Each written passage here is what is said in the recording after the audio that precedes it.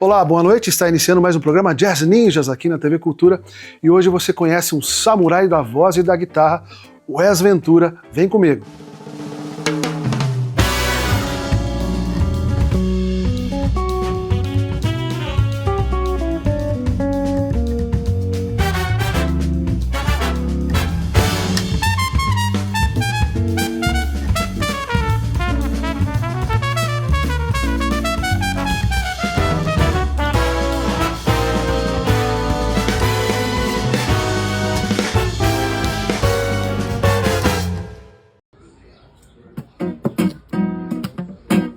Há quem diga que eu dormi de touca, que eu perdi a boca, que eu fugi da briga, que eu caí do galho, que não vi saída, que morri de medo quando o pau quebrou. Há quem diga que eu não sei de nada, que eu não sou de nada e não peço desculpas.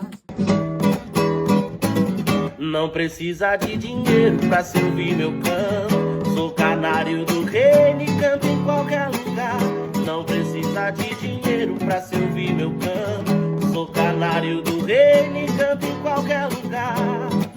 Em qualquer rua de qualquer cidade, em qualquer praça de qualquer país.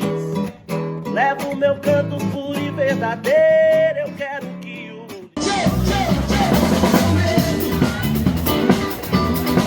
chegue na vida. Não se chega mais nada, se encontrar um beco sem saída. Quem é pra frente tem que estar com foco na caminhada, desviar de pedrada. Então estamos de volta aqui nos estúdios da Obra Prima Filmes para conversar com afrocaipira radicado aqui em Curitiba, voz pontiaguda no ativismo musical, Wes Ventura. Muito obrigado pela presença. Prazer estar aqui, querido. Valeu pelo convite. É isso, o prazer é todo nosso. E eu queria que a gente começasse perguntando, você veio de onde e como é que começou a música para você? Cara, eu sou de Barretos, interior de São Paulo, cidade do rodeio, famosa pelo rodeio, também pelo Hospital do Câncer, que é um dos maiores, né, da América Latina e tudo mais. E a música, ela apareceu na minha vida de um jeito natural, assim, né? Eu nasci e sempre senti uma curiosidade com o som, sempre estava buscando fazer som e tudo. Principalmente no início, essa coisa percussiva e tal. Tava o tempo todo batucando alguma coisa e ficava falando pra minha mãe, pros meus amigos, pros vizinhos, tudo, que eu ia ser cantor, que eu ia cantar, vou ver de música e tal. Parecia um doido, né? O povo achava que eu era doido quando eu era molequinho. Mas essa curiosidade da música veio do meu avô, do meu avô Eduardo, que faleceu há pouco tempo. E ele é um cara que ele vem do Santo Reis, que é uma cultura... Eu não lembro se é uma cultura portuguesa, espanhola, mas é uma coisa muito forte lá no interior, né? Que a gente, pô, no interior de São Paulo, a gente tem a cultura muito forte do... Como Barretos é divisa com Minas Gerais, a gente tem forte a cultura indígena e a cultura baiana também, que vem muita gente do Nordeste, muita gente da Bahia pra lá. Então a gente tem uma mistura muito louca musical, assim, que gerou esse sertanejo, que é o sertanejo raiz, né? Que o sertanejo raiz que é, pô... Taiguara, sabe, essas coisas, tipo, real, assim, tipo, Almir Sater, né? Então, meu avô, com essa coisa do Santo Reis, me gerou uma curiosidade muito grande, porque o Santo Reis tinha uma beleza que eu, quando era pequeno, não entendia, que eu morria de medo, aquela coisa dos palhaços dançando. E eu vi aquilo, ao mesmo tempo que eu ficava encantado, eu não conseguia entender aquela energia que invadia meu peito por ser muito sensível com a música, sabe, essa coisa. E hoje em dia eu entendo que esse medo, na verdade, é só muita energia mesmo, sabe? E partiu daí, do meu avô Eduardo, do meu tio Eduardinho. Então eu queria saber quem que é o seu amigo que te trouxe para cá. Me disseram que um amigo seu que influenciou você vir para cá. Então, é isso? Quando eu tava lá em Barretos, com quase 18 anos, eu trabalhava já há alguns anos de servente de pedreiro. E eu, tinha sido despedido, cara. Lá trabalhei 3 anos, o cara registrou só 1 ano da minha carteira. Eu montei na minha moto de cara e fui embora pra minha casa, né, desse trabalho. E antes eu passei na casa do meu amigo, que é o Abelha Lima. Abelha Lima. Que é um mano que é de Barretos também. E falei pra ele, olha, cara, eu tô muito puto com a vida, vou abandonar tudo, vou correr atrás do meu sonho, que já tô aqui há muitos anos. E lá a gente já fazia arte de rua, eu fazia arte de rua desde os meus 13 anos, que fazia ensaio aberto na pracinha da Primavera. E esse ensaio aberto acabou virando uma coisa muito grande ali pra cena independente da cidade, sabe? Que deixou de ser um ensaio aberto e virou evento. Toda semana era um evento diferente, que tinha várias bandas, vários artistas, tinha a galera do rock, a galera do rap, sabe? A galera do... E era você que organizava? Eu junto com outras pessoas, mas no começo era eu e minha banda, que era só, o intuito era só ensaiar na praça, fazer um ensaio aberto, né? E nisso a Abelha também tava super inserido na cena, fazendo coisas. A gente fez muita coisa junto desde quando era molequinho na minha cidade mesmo, sabe? A gente trouxe Dance of Days, cara, o molequinho, baita de um evento numa chácara, assim. E ele era um dos organizadores, eu também, junto. Então foi uma pessoa que sempre me incentivou a tipo, correr atrás do meu sonho, tá ligado? E ele foi um cara que ele sempre foi muito apaixonado também pela arte, pela música. E eu vi ele, como ele era muito mais velho que eu vi ele desde muito cedo me chamar pra ir pro mundo. E minha mãe ficava, meu, esse amigo, você é doido, ele não vai levar você, tipo assim, sabe, é muito novo. E com 13 pra 14 eu já tava pagando meu aluguel ali, sabe? Olha só. 14 anos ali, mas mesmo assim, sempre foi muito apegado com a minha família. E ele foi uma vez pro São Paulo, conheceu o D-Star, tava junto com a galera já, que ele era muito apaixonado pelo Raul. E ele conseguiu conhecer toda aquela galera e isso fazia meu olho brilhar, sabe? De ver que era possível mesmo. E nesse dia, voltando do trabalho, eu passei na casa dele. Falei, ó, mano, eu tô desanimado, quero ir embora. Aí ele pegou e falou pra mim, ó, mano, eu tô indo embora pra Curitiba. Aí eu falei, ó, mano, boa sorte. E nisso eu peguei, né, a gente ficou conversando um pouco lá, ele tentou me convencer e eu não tava afim ainda. Só que nisso eu fui pra minha casa, dei tchau pra ele, fui pra minha casa. E antes de chegar na minha casa, eu era casado com a Thay Campos, que hoje em dia é uma grande amiga minha, tipo, pessoa lá de Barretos. E chegando em casa, assim, eu olhei pra ela e falei, olha, não consigo mais, eu preciso correr atrás do meu sonho. Eu sinto que eu sou muito maior que isso, tá ligado? Eu preciso voar, preciso cantar, Eu não sabia nem como ia fazer. E nisso ele veio pra cá, e eu ainda fiquei um tempo lá. E nesse tempo... A gente foi visitar uma amiga nossa, que a mãe dela hoje em dia faleceu, também veio falecer. E a gente nunca via essa mãe dela. E esse dia eu tava chegando na casa dela com a minha ex-companheira e tinha tudo, cara, essa coisa assim. Trabalhando cerveja fazia vários anos, tinha moto, carro, sabe? Tudo mobiliado numa casa e não era feliz, sabe? Eu gostava da mina, vivia um relacionamento legal ali com ela, mas, sabe, não era feliz porque não bastava, né? E nisso, cheguei na casa da minha amiga, essa mãe dela sai do portão e aí, cara, ela me olha diferente, assim. E começa a falar um monte de parada pra mim, tá ligado? Enfim, vai aparecer a oportunidade da sua vida, agora eu tô vendo um feixe de luz em volta da sua cabeça, sua aura é iluminada, não sei o que lá o quê. Aí falou de Curitiba, eu nem lembrei do Abelha nessa hora, nem lembrei de Curitiba, sabe? Vai aparecer Curitiba na sua vida, as oportunidades da sua vida mudar de lá, daqui pra lá, blá, blá. Em menos de uma semana, cara, eu nem lembrei dessa mulher, eu era ateu na época, tá ligado? E eu tava em Curitiba, tá ligado? Em uma semana, assim, uma semana de 2 dias. Eu já tava em Curitiba. Olha só, em uma semana. E nem lembrei dela até eu fazer o primeiro mangue, porque cheguei aí. O que eu faço, tá ligado? Isso, queria saber. Beleza, cheguei. E aí, tá ligado? Como que faz agora? E nisso eu morei numa casa no Auer, perto do terminal do Auer. E falei, mano, eu vou dar uma volta de bonde pra ver como é que é a cidade. E cheguei lá no terminal, entrei no Inter 2 e fiquei bem no fundo, no meio do Inter 2, assim, quieto.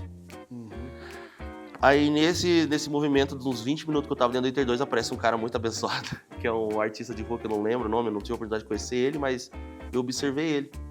Ele, bom dia pessoal, eu sou fulano tal, tô aqui pra tentar melhorar um pouco o dia de vocês. Caso tenha alguém que não queira ouvir música, peço que por favor erga a mão, que a gente segue a viagem tranquila e a gente desce na próxima estação. Cara, eu voltei pra minha casa, mano. Peguei meu violão, falei, mano, eu vou fazer exatamente isso. E aí eu fiz exatamente, eu copiei o cara, tá ligado? Fiz exatamente o que ele fez. E a gente tinha até se encontrado depois, desci num tubo junto com ele. Falei, cara, nossa, que sensacional isso, mano. E você vai de um jeito muito massa, chegando a galera e consegue ganhar a galera. Falou, aqui em Curitiba é assim, tá ligado? Eu já tava entendendo.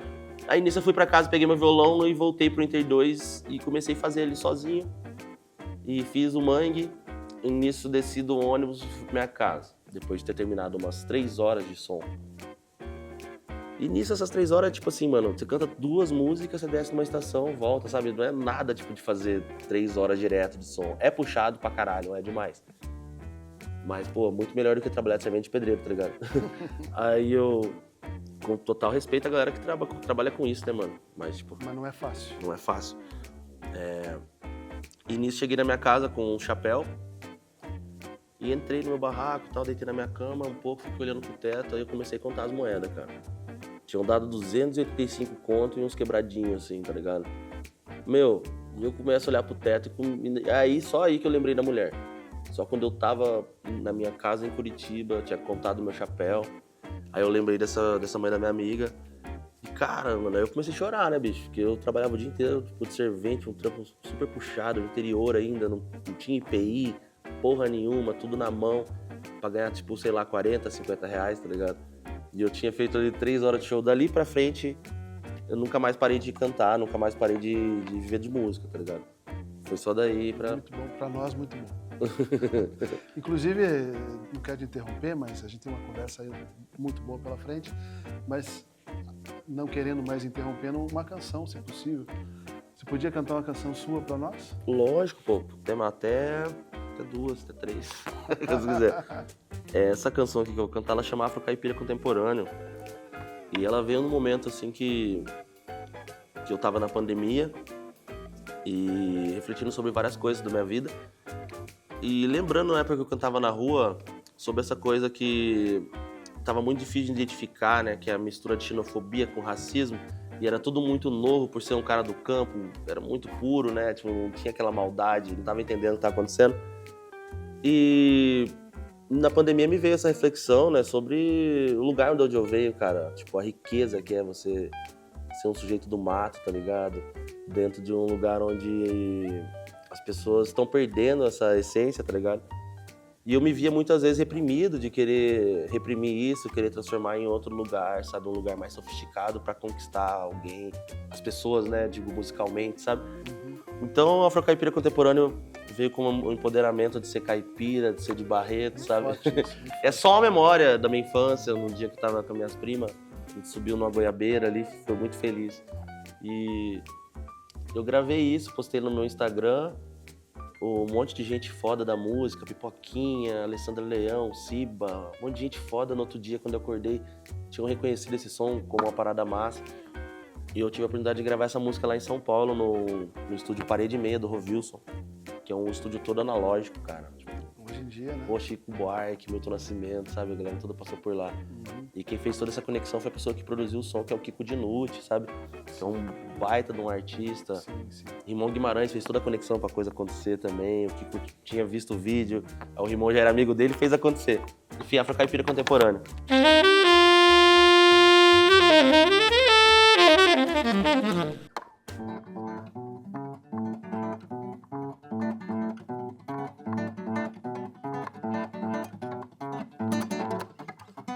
Menino levado era cria do mato, banho de samurá fazia valer.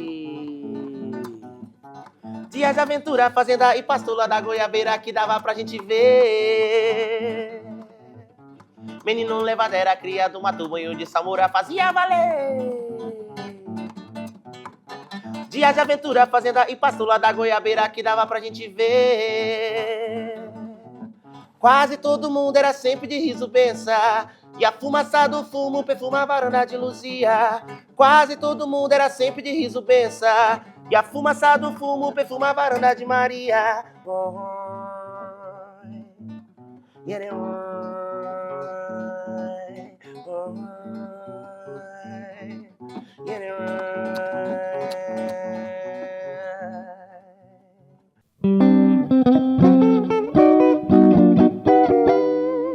E o que marca muito a sua produção é a crítica social. Como é que você entendeu que, como artista, você precisava expressar a crítica social? Cara, é uma parada assim que eu acho que pra gente que faz arte, né, não só música, é algo muito intrínseco em nós mesmo. Eu acho que a pessoa que ela faz arte e não tá preocupada com as coisas que estão acontecendo à volta dela, eu acho que tem alguma coisa errada. Eu acho que talvez ela só tá executando uma parada, sabe? Pra que serve o artista, né? Porque Essa é a eu acho pergunta que inicial, né? Porque eu vejo, por exemplo, no cenário do jazz, muita gente tratar de forma pejorativa alguém que fala que é artista, sabe? Porque tem aquela coisa quadrada, né? E, porra, mano, pra mim o artista, ele é uma pessoa muito responsável pelo pensamento mesmo o que você vai influenciar na vida das pessoas, tá ligado? Independente do que tá acontecendo, você tem uma responsabilidade gigantesca em, sei lá, mano, trazer alguma coisa que faça a pessoa refletir sobre o que ela tá fazendo, tá ligado? Sobre como ela pode mudar e sobre como o mundo pode ser melhor, tá ligado? Então isso foi muito inconsciente de mim, por ser um moleque preto, vindo de periferia, vendo as coisas que tá acontecendo à minha volta. Nunca foi uma parada de escolha, né? Ah, eu quero fazer isso, sabe? É só um senso de indignação mesmo, de raiva mesmo, de ódio. E no meio dessa raiva, desse ódio, conseguir trazer uma certa esperança, porque quando eu comecei a escrever o meu disco, que ainda não lancei, já tem um EP, né, lançado, eu comecei a pensar muito nisso, né, o que eu posso impactar de forma positiva nas vidas das pessoas que são parecidas comigo, tá ligado? Então, eu comecei a ter um pouco mais de cuidado com o que eu escrevo, porque eu acho que também falar de amor, tá ligado? Tipo, porra, mano, de afeto mesmo, cara, desafetos, falar que, mano, tá tudo certo, tá ligado? Tá tudo bem, amanhã vai ser melhor. Pra pessoas que são parecidas comigo, pra pessoas que se identificam, né, mano, comigo aí, com as coisas que eu falo. Não precisa ser necessariamente uma pessoa indígena, uma pessoa negra, pra se identificar com o que eu falo, mas direcionado pra esse lugar de dor que muitas vezes é esvaziado por representatividades falsas, né, que não são pessoas parecidas com nós. Então foi meio inconsciente, cara, é natural. Eu tava ali na rua e via pessoas passando necessidade e pra mim não tem como não sentir aquilo, não falar daquilo, tá ligado? Então minha vida foi me levando cada vez mais pra esse lugar e eu comecei a me enxergar uma liderança e me enxergar numa responsabilidade, porque tem pessoas que ouvem o que eu falo, tem pessoas que entendem o que eu falo, e tem pessoas que não entendem o que eu falo, e tem pessoas que vão seguir aquilo, então tem criança ouvindo o que eu canto, sabe? Então como que eu vou falar disso, de raça, dessa coisa triste, com a criança, do jeito que ela não se sinta, sei lá, mano, angustiada só, sabe? Eu preciso trazer uma certa esperança, uma certa luz no fim do túnel. Então eu comecei a trabalhar nesse lugar de crítica social, racial, direcionando mesmo como eu posso fazer através da minha música pra salvar meu povo, tá ligado? E eu tava vendo uma entrevista do Léo Gaudman esse dia que ele até se emociona, cara, ali falando com o cara. O que é música pra você, sabe? E é tipo isso que eu tô tentando falar, né? Tipo, o artista, cara. A gente tem que trabalhar a salvação das pessoas, tá ligado? A gente não tem que ficar nessa de, mano, as coisas vão acontecer. Não, mano.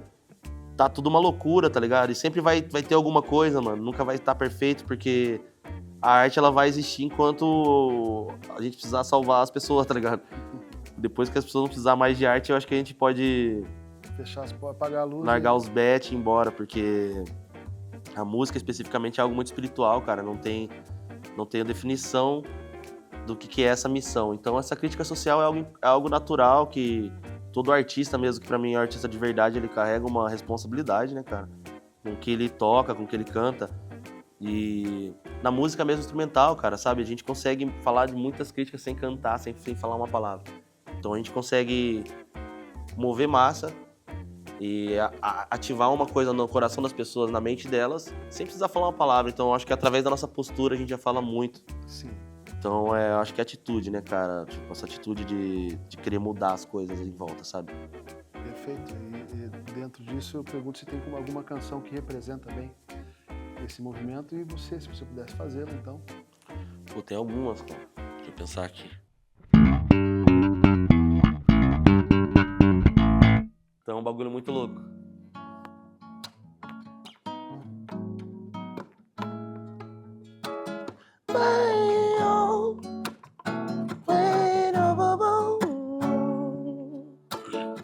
Só pra nós dois cantar a sós no quarto, nos brindando a nós. Só pra nós dois cantar a sós no quarto, nos brindando.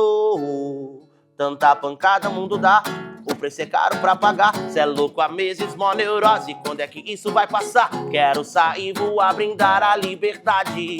romper as barras e as ruas dessa cidade. Pois tá difícil distinguir o abismo e o céu desse lugar. Lá fora o mundo tá feroz, mas somos cria, nós invade. Vamos tomar o que é nosso por direito. Felicidade, amor, dinheiro e respeito. Like Malcolm lutou de punho cerrado. Pronto pro embate, estamos preparados. Enquanto fingem não nos enxergar, tamo no front corrigindo a história. Derruba a estátua desse coroné que escravizou nossos antepassados. E se beijem loucamente apaixonados.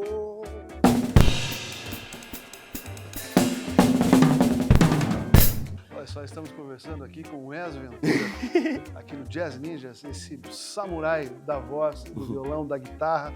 Hoje não toca guitarra, mas vocês ouviram aqui na abertura, ele toca muita guitarra.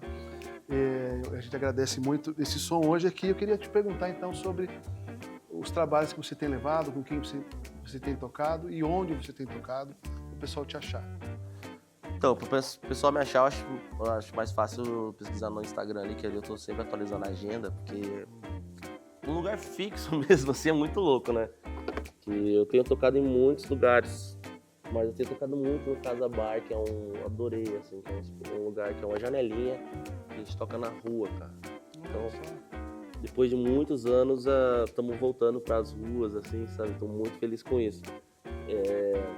E eu tenho tocado muito com o Pedro, né, há muitos anos, e hoje em dia eu tenho uma coisa com batera, eu sou apaixonado por essa coisa rítmica, né, eu tenho muito essa coisa rítmica no meu som, então eu toco com algumas pessoas na bateria, toco com o Denis Mariano, Luiz Fernando Diogo, e também com o Gui Moreno agora tem tocado bastante também, mas a pessoa que tem tocado mais, assim, eu acredito com o Denis, assim, Denis Mariano e... Mas fala sobre a sua produção agora do EP. Então, eu lancei um EP no final do ano passado, acredito que você não lembra quanto tempo faz, foi em agosto, setembro, chamado Melanina no Fubá, que são 6 músicas, tem, como eu disse, tem a música Afro-Caipira Contemporânea, que é a produção do Kiko, tem a canção Só Pra Nós Dois, que é a produção do Henrique Geladeira, que também é uma coprodução do Salve Samuca. E, cara, eu tô num projeto de lançar o meu disco, né, ainda esse ano. Esse EP foi lançado no final do ano passado como pré-anunciação do disco, assim, algumas daquelas músicas vão estar no disco. Então é um processo, assim, cara, é muito satisfatório, mas é muito burocrático, porque vai tempo, sabe? E eu sou, como eu disse, cara, eu sou um compositor compulsivo, então se a gente não concluir logo isso, o Gomide vai... Eu vou chegando no Du lá e vou mandando música nova pra ele, a gente vai... mas será que essa música nova não tá melhor que essa? A gente começa a compor outra coisa. Então a gente ainda tá num processo muito gostoso, criativo, mas a gente precisa concluir, tá ligado? Até o final desse ano tá chegando Na Madruga Sem Pressa, que é meu disco, pô, meu primeiro disco, meu primeiro álbum, sabe? Tipo, a gente tá tipo há 3 anos e meio, sabe? Tem muita gente envolvida, sabe? Mano, muitos músicos, assim, tipo, excepcionais, Menando Souza, o Abidiel Freire também, o Jean da Rosa, sabe?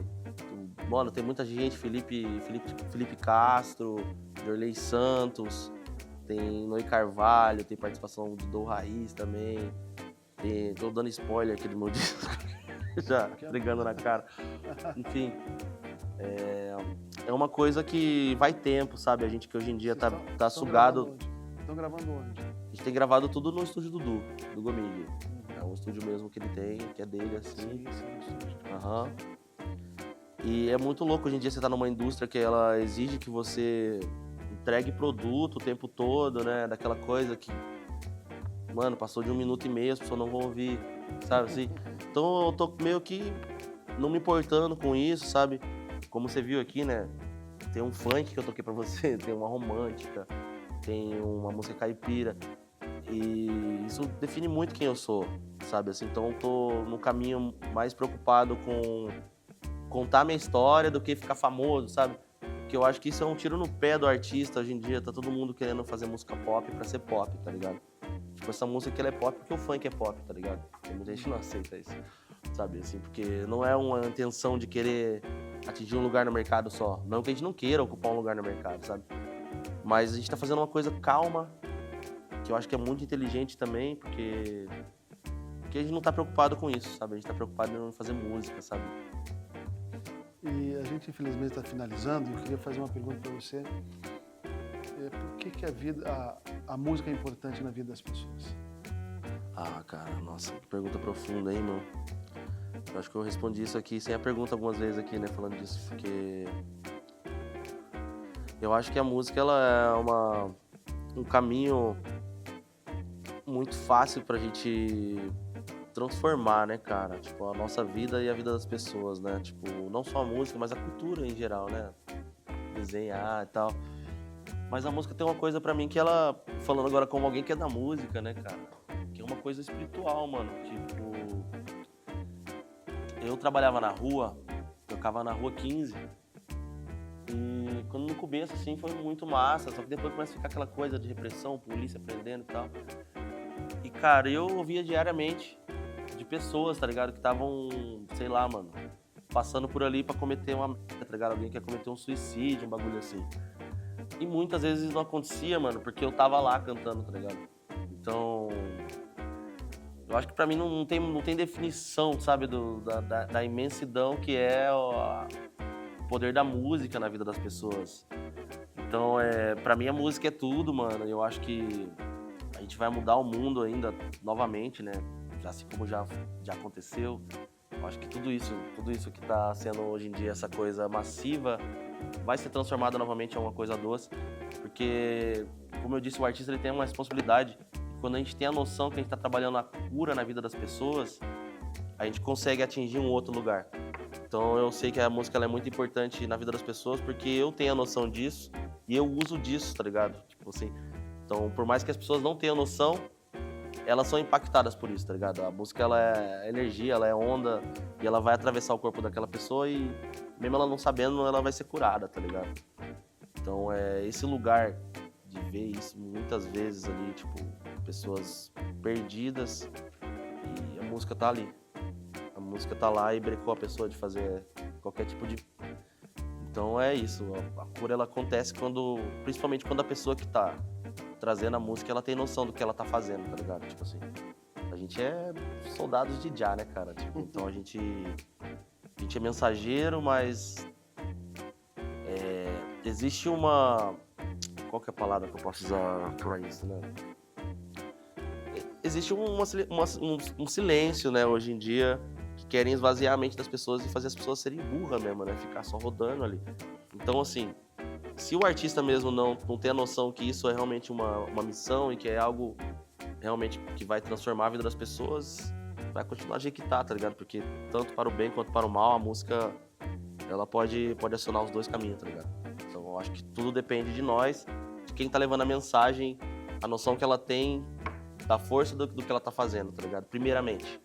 Aí depois a pessoa vai sentir aquele arrepio, aquela sensação e falar, nossa, meu, sabe?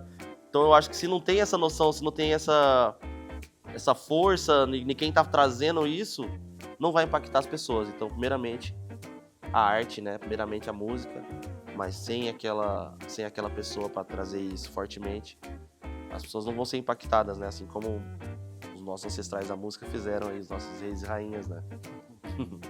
Muito bom. A gente teve uma conversa sensacional. O Wes Ventura veio aqui conversar conosco hoje.